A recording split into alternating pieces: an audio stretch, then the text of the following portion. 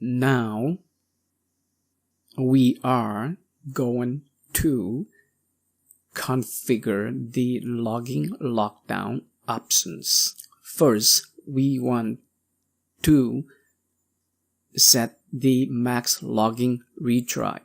Basically, this options allows the number of failed logging attempts within the retry time period restrictions defined below needed to trigger a lockdown. For testing purposes, I put 3 attempts.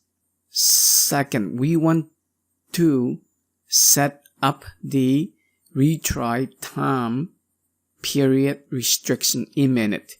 This is the amount of time that determines the rate at which failed logging attempts are allowed before a lockdown occurs. Third, we want to set up the lockout length in minutes. This is how long a particular IP block will be locked out for once a lockdown has been triggered. For testing purposes, I enter 1 minute.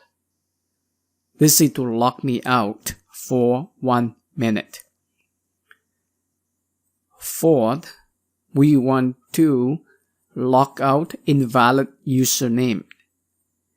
By default, logging lockdown will not trigger if an attempt is made to log in using a username that does not exist. You can override this behavior here. So I leave these options yes always. Basically, the mass logging error is that do you want it to display an error message. For example, you got an invalid username or password. Finally, do we want to show the credit link on the logging page? For instance, a credit link display such as logging form protected by logging lockdown.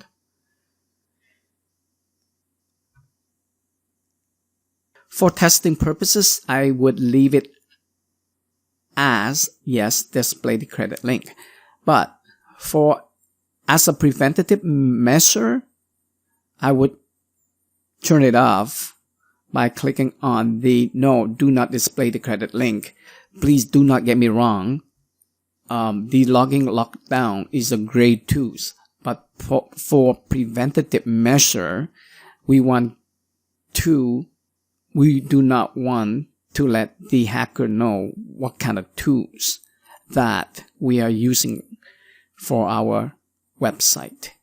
Finally, I would click on the Update Setting button to save the configured options.